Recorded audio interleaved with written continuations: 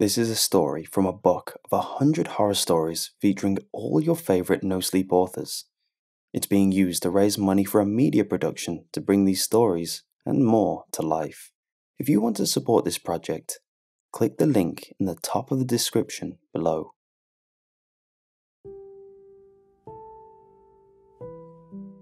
Let me get this out of the way. This is not a cursed internet chain letter. You will not be asked to forward this story.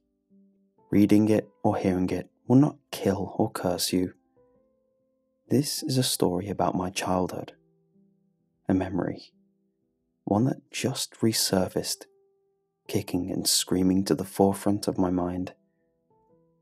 I'd managed to forget about it, but the past always has a way of coming back around. Forgetting didn't make it go away. I was a kid when the internet was new and cell phones were an expensive novelty. I didn't have as many distractions as modern children, but it wasn't for lack of trying. Rather than pay attention in class, I'd create my own distractions. It didn't take much. I was a daydreamer with a well-traveled imagination.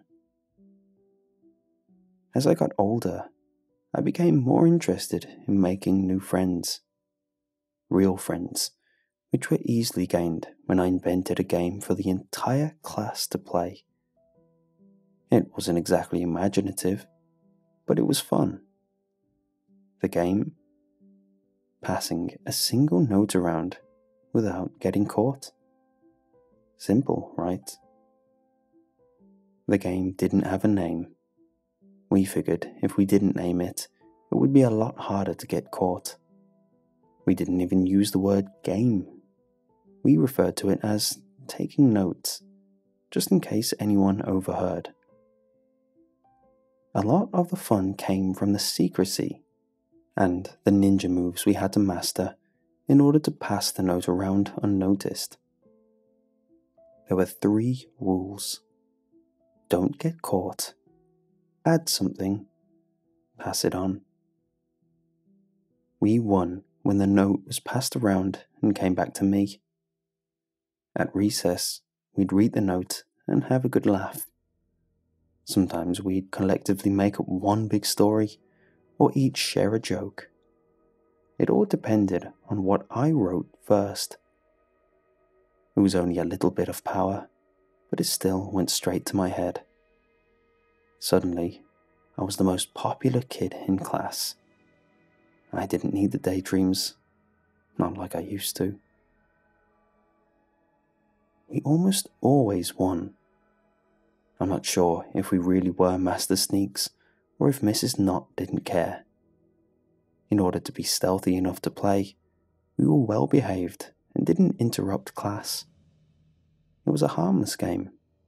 Part of our camouflage required us to actually take notes for class. It was funny.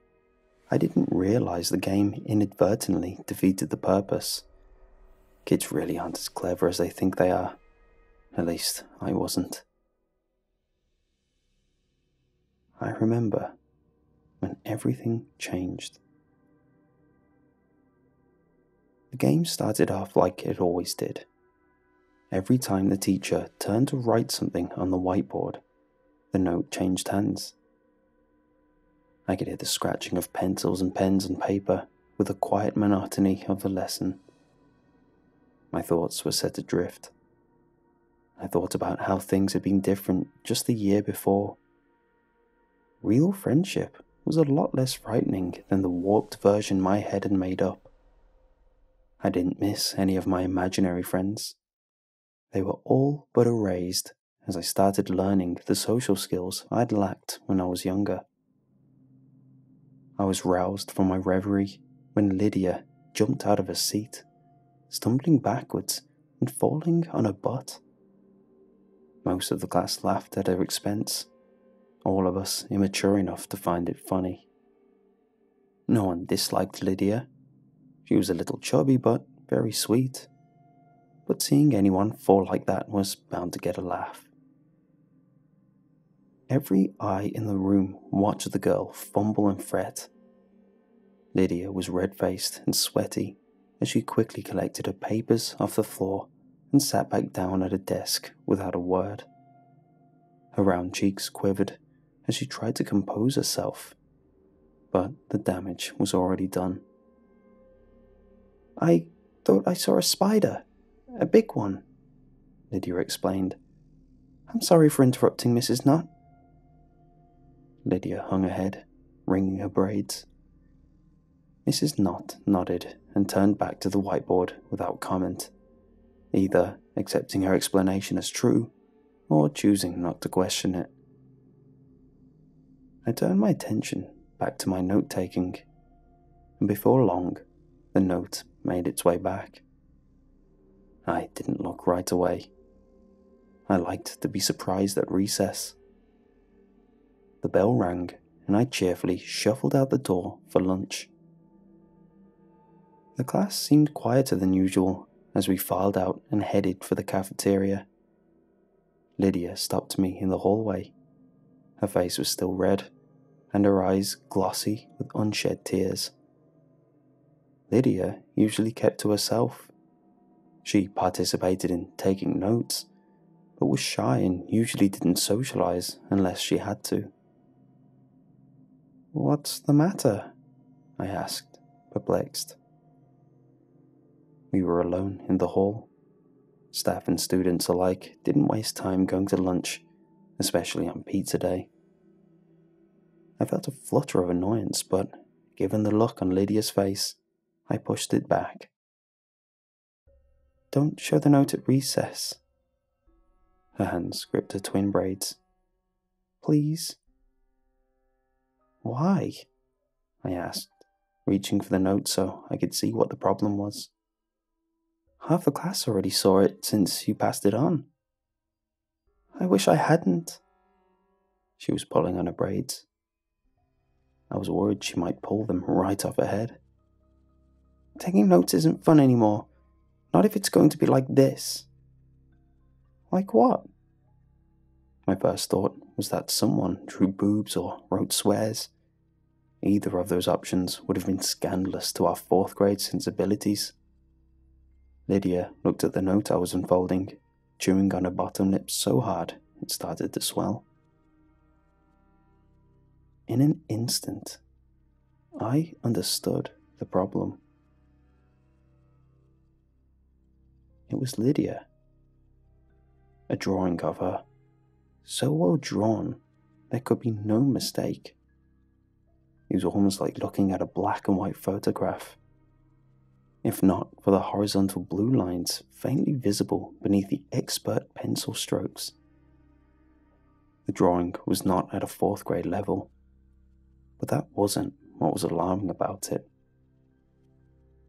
In the picture, there was a horizontal cut across her stomach. Her hand held the wound open, bloody fingers digging in to pry the apparently self-inflicted wound wider. Her other hand unraveled intestines, pulling them to gore-smeared lips, as though she were about to slurp them up like noodles. Her chubby arms were bloody up to the elbow. Even in black and white, I could tell what I was looking at. The rivulets were dark and glossy, even forming a reflective pool to display the gore from a different angle. Never in my life had I seen something like this. I wanted to throw up just looking at it. I couldn't imagine how Lydia must have felt. Once the full impact of the drawing hit me, I came back to my senses and crumpled the paper into a tight ball.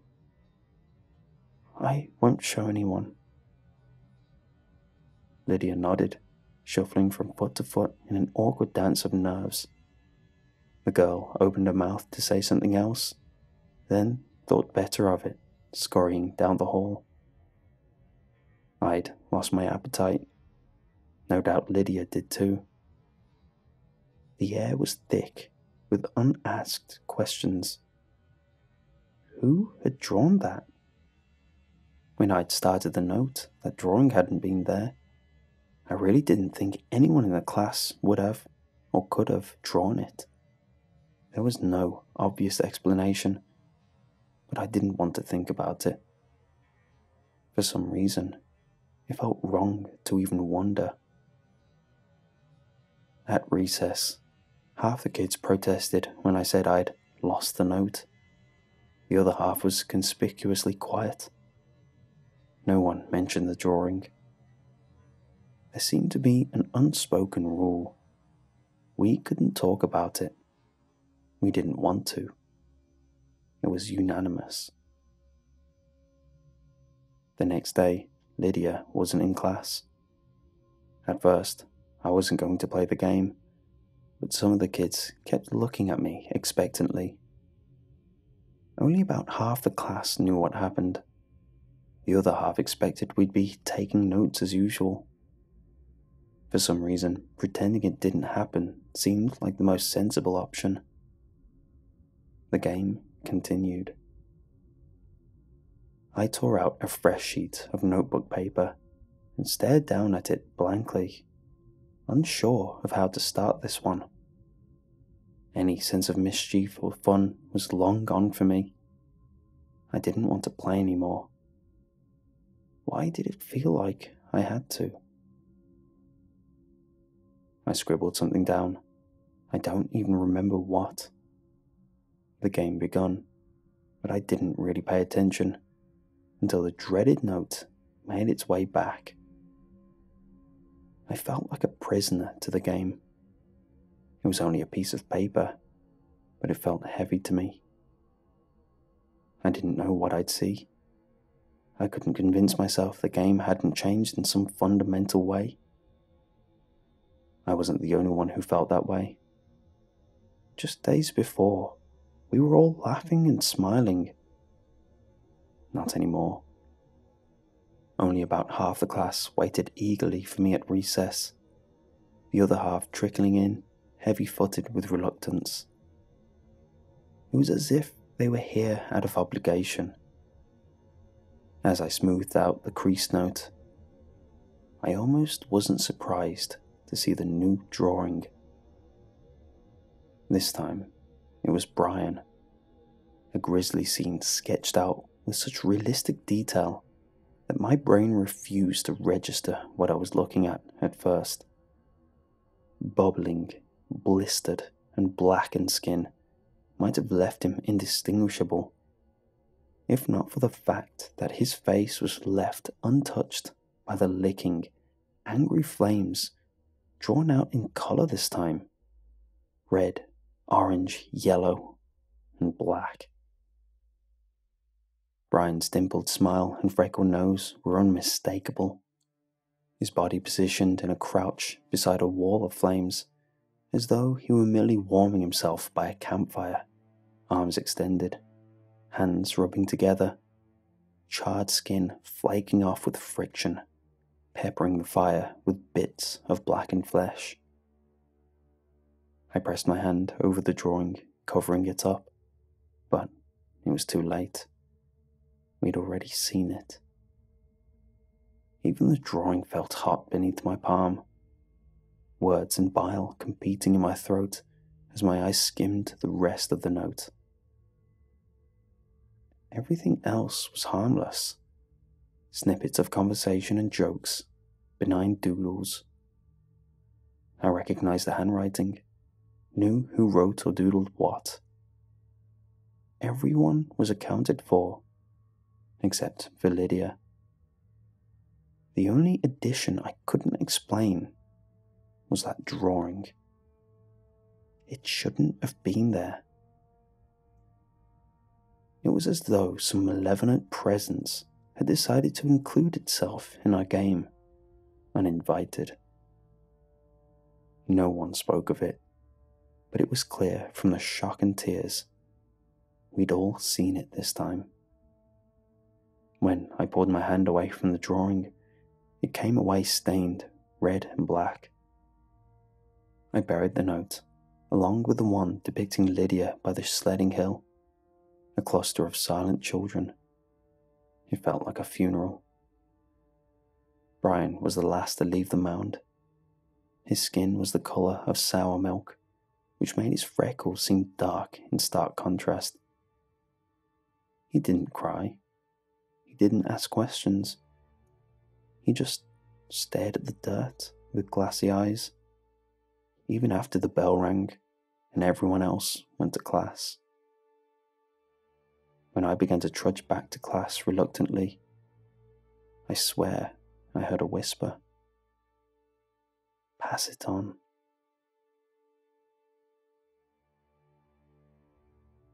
Brian and Lydia were both absent the next day.